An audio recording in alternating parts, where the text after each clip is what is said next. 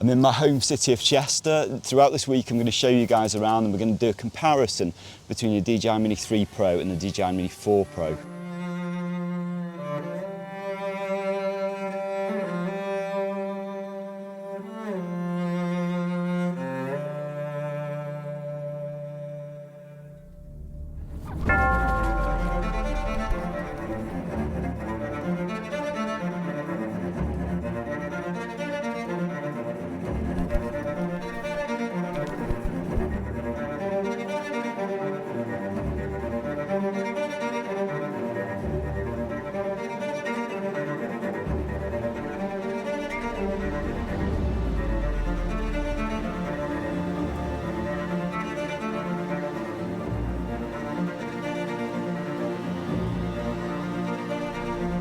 Just over a year ago, I stood on this exact same spot and set off my brand new DJI Mini 3 Pro.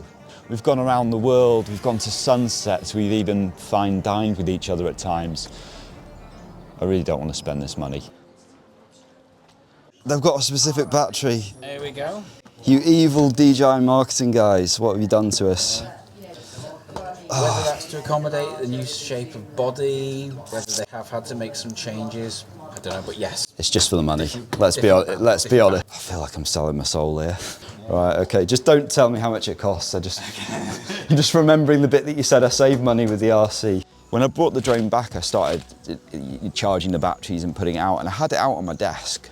And out of the corner of your eye, you look at it, and it does look really similar to the Mini 3 Pro. If anything, I would argue this looks an uglier drone. You know, it looks a little bit like a inbred frog.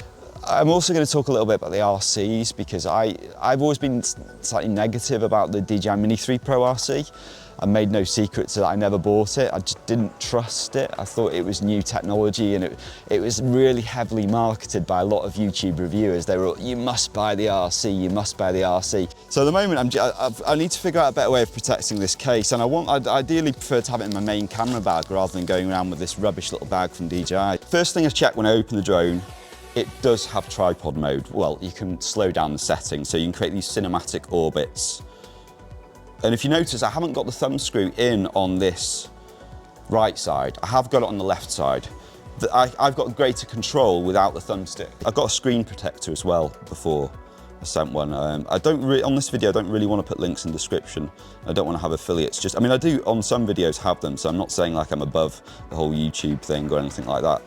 But I'm fully aware that a lot of you guys might have watched my videos with the Mini 3 Pro, and that might have encouraged you to buy that drone. And it can feel a little bit like a YouTuber's like shilling you the next gear all the time.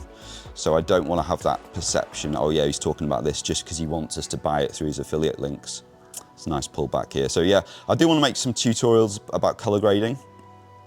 I do want to make some tutorials about how creative ways we can use spotlight mode. I really want to hone in on this feature. Looks a little bit like Harry Potter there, doesn't it, with the rooftops? Chester's a very beautiful spot. Should you upgrade from the Mini 3 Pro to the Mini 4 Pro?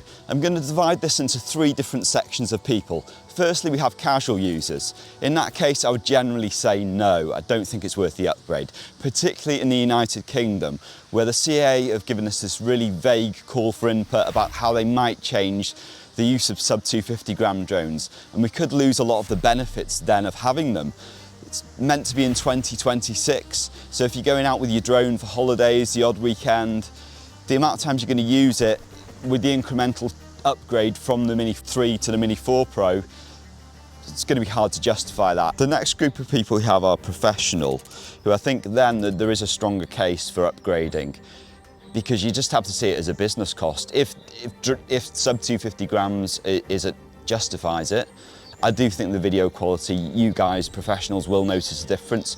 With dynamic range, if you could give me one feature that I would pick over anything else, other than all the obstacle avoidance or all these things, it would be dynamic range. The next group of people, and this is actually the hardest to advise, is aspiring videographers or aspiring drone professionals. So you're just getting into the game, you're wanting to one day quit your job.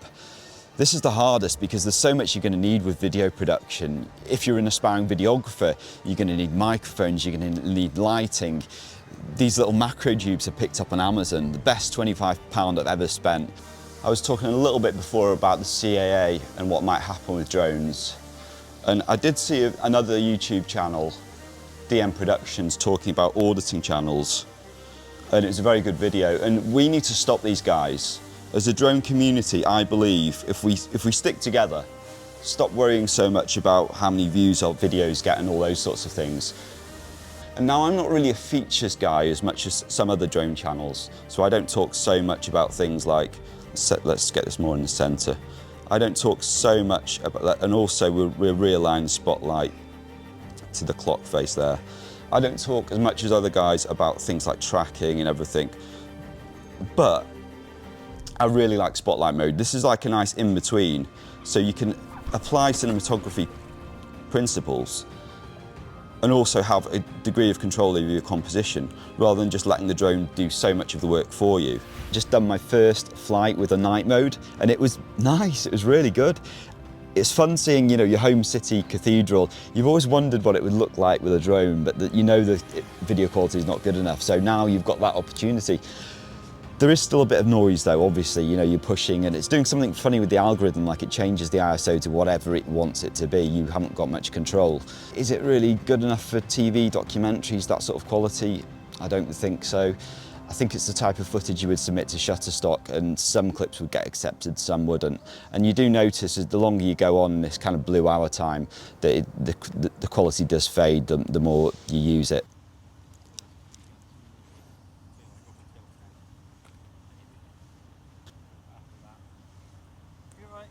Hi guys, you alright? I'm just getting a shot of the cathedral.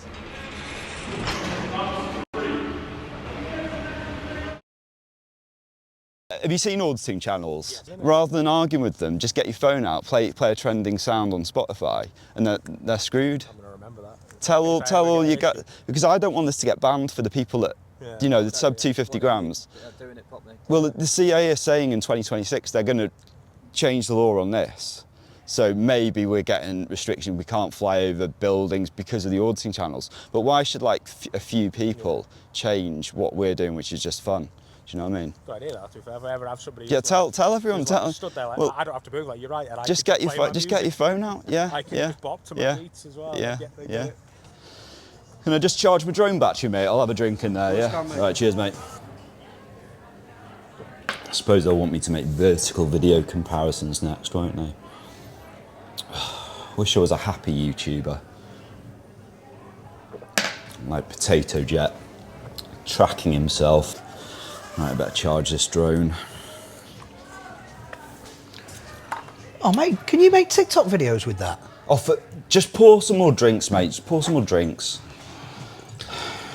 TikTok. Didn't think I would say this at the start of the review, but I am warming to the RC2.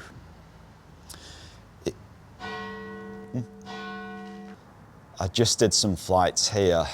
This is a spot I've always wanted to do shots, and I've just been lazy and not got around to it. I was on my way back from filming at the river, and let's just go for it. Let's just whip up the drone. And that is the thing about this RC2. I didn't want to like this. I didn't want to.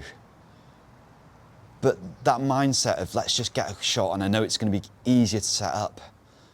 I've always found YouTubers very annoying talking about the RCN one, like like you're inferior by having to put your phone into the case. It's not that big a deal, is it? And using tablets, they're amazing. The visibility you get out of tablets is amazing, but you're starting to use your drone almost like you're using a camera, just setting it up here, just setting it up there. I am starting to like this. Anything that I think up about auditing channels, what we can do as a community to put a stop to them, because they're leeches, they really are leeches, and they annoy me. I just don't want them to ruin the drone hobby, the sub 250 gram. They may well already have done, but why should they be making money out of drones? I haven't really done much colour grading on today's video. I've kept it very minimal, just to make it fair. But I will do colour grading tutorials and look at different modes on this. I might even do a tracking test at some point. Check my bank balance, buying the Mini 4 Pro. Go on. How much you paying for that TikTok job, mate? Right. And action.